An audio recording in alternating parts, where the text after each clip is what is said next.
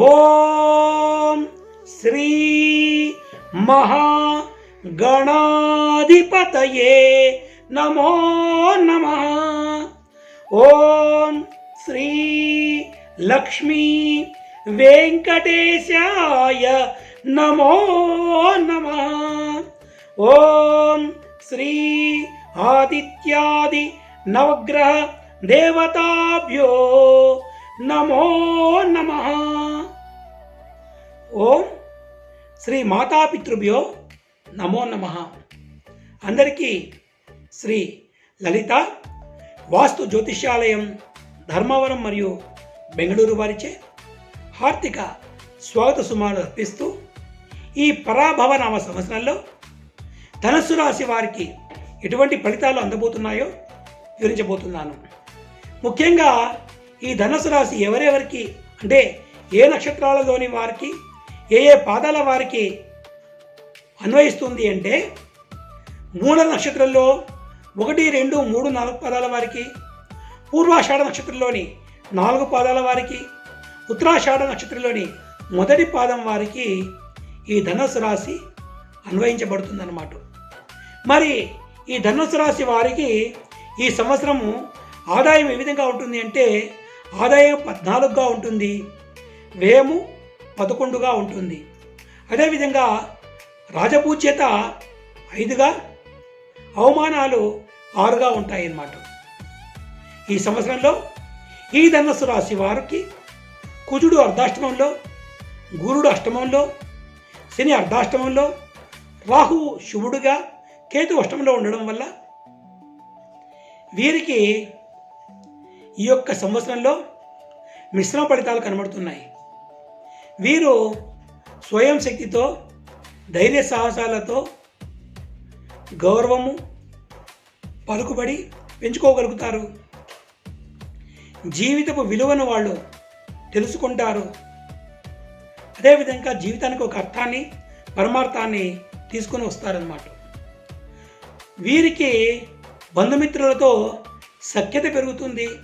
పూర్వపు ఉన్నటువంటి వైరం అనేది తొలగిపోయి మళ్ళీ వారందరూ కూడా ఒకటిగా కలిసే అవకాశం ఉంటుంది. వీరిలో ధైర్య సాహసాలు కూడా బాగా పెరుగుతాయి. సంఘంలో మంచి గుర్తింపు వస్తుంది. మంచి ధనాదాయం, గృహ నిర్మాణాలు, భూ కొనుగోళ్లు, విలువైన వస్తువులు కొనడం లాంటి శుభ ఫలితాలు స్పష్టంగా కనిపిస్తున్నప్పటికీ కొన్ని సమస్యలు కూడా వీరు ఎదుర్కోవాల్సి ఉన్నది. అది ఏవి అంటే వీరికి ఈ సంవత్సరము నరఘోష ఎక్కువగా ఉంటుందన్నమాట, నరదృష్టి. ఇందువల్ల వీరు శారీరక మరియు మానసిక బాధలకు గురి కావడం ఉంటుంది.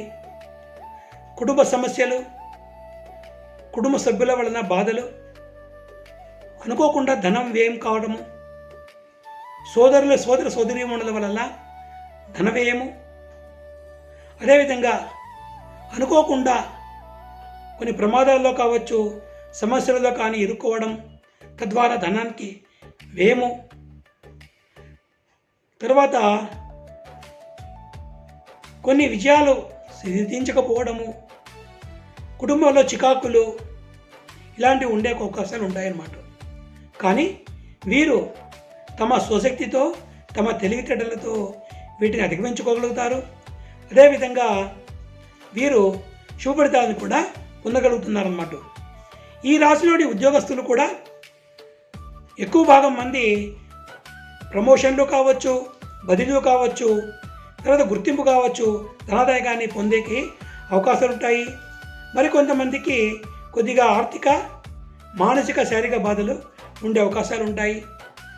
రాజకీయ నాయకులకు కూడా ఎక్కువగా శుభ ఫలితాలే వచ్చే అవకాశాలు ఉంటాయి. వారు కోరుకున్న పదవులు లభించే అవకాశాలు ఉంటాయి. గౌరవ మర్యాదలకైతే ఏమాత్రము భంగం వాటిల్లదు. అదేవిధంగా ఈ రాశిలోని కళాకారులు కూడా తగిన గుర్తింపును పొందగలుగుతారు, తగిన అవకాశాలను చేజిక్కించుకోగలుగుతారు. మరి ఈ రాశిలోని వ్యాపారస్తులు కూడా వీరికి ధనాదాయం బాగుంటుంది, లాభాలను ఆర్జించగలుగుతారు. స్వల్ప నష్టాలు తిరిగినప్పటికీ కూడా వారు లాభాలు ఆర్జించడం చేత వాళ్ళ సంఘంలో బాగా నిలదొక్కగలుగుతారు, ధనార్జన చేసుకోగలుగుతారు. అదేవిధంగా ఈ రాశి విద్యార్థులు కూడా కష్టపడినచో సత్ఫలితాలను పొందుతారు, చక్కటి ఉత్తీర్ణత పొందగలుగుతారు. మరి రైతులందరూ కూడా చక్కగా పంటలు పండడం వల్ల చక్కగా ఆరోగ్యంగా సంతోషంగా ఉండగలుగుతారు, బాకీలని తీర్చుకోగలుగుతారు, ధనాదాయం పెరుగుతుంది, విలువైన వస్తువులను కొనుక్కొని సుఖ సంతోషాలతో వర్ధిల్లగలరన్నమాట. ఇక ఈ యొక్క ధనుసు రాశిలోని విద్యార్థులు కూడా చక్కగా కష్టపడి ఉత్తమమైన ఫలితాలను పొంది మంచి మంచి సీట్లను వాళ్ళు పొందగలుగుతారు, పరీక్షల్లో ఉత్తీర్ణత పొందగలుగుతారు అన్నమాట. మరి ఈ రాశి స్త్రీలు కూడా చక్కగా ఇంటిలో గౌరవ మర్యాదలు పెంపొందించుకుంటారు, వీరి మాటకు విలువ పెరుగుతుంది, విలువైన ఆభరణాలు కొంటారు, సంతాన సౌఖ్యము సౌభాగ్య సౌఖ్యము ఉంటుంది, అదేవిధంగా భర్తతో అనుకూలత ఉంటుంది. చక్కగా వీరు అనుకున్న కార్యాలన్నీ కూడా దిగ్విజయంగా పూర్తి చేసుకుంటారన్నమాట. మరి వీరు మరింత మెరుగైన ఫలితాలను పొందాలి అంటే ఈ రాశికి అధిదేవతలైనటువంటి విష్ణుమూర్తి, అదేవిధంగా దక్షిణామూర్తి యొక్క ఆరాధన చేసుకోవడం అన్నది చెప్పదగిన విషయం అన్నమాట. ఈ యొక్క రాశివారు ప్రతిరోజు స్నానం చేసిన పిమ్మట దీపారాధన చేసుకుని దేవుడి ముందు కూర్చొని విష్ణుమూర్తిని ఓం నమో నారాయణాయ అనే అష్టాక్షరి మంత్రంతో కానీ, లేదు అంటే ఓం నారాయణాయ విద్మహే వాసుదేవాయ ధీమహి తన్నో విష్ణు ప్రచోదయాతు. ఓం నారాయణాయ విద్మహే వాసుదేవాయ ధీమహి తన్నో విష్ణు ప్రచోదయాతు అనే విష్ణు గాయత్రి మంత్రంతో 108 సార్లు చేసుకోవడం. అదేవిధంగా ఈ రాశికి మరొక అధిదేవత అయినటువంటి దక్షిణామూర్తిని కూడా ఓం నమో దక్షిణామూర్తయే నమో నమః అనే మంత్రంతో కావచ్చు, లేదు అంటే ఓం దక్షిణామూర్తయే విద్మహే ధ్యానస్థాయ ధీమహి తన్నో ధీశః ప్రచోదయాతు. ఓం దక్షిణామూర్తయే విద్మహే ధ్యానస్థాయ ధీమహి తన్నో ధీశః ప్రచోదయాతు. ముఖ్యంగా ఈ దక్షిణామూర్తి మనకు కాళహస్తిలో వాయులింగేశ్వర స్వామి యొక్క ఆలయంలో దక్షిణామూర్తి సపరేట్గా మనకు చక్కగా అగుపిస్తారన్నమాట.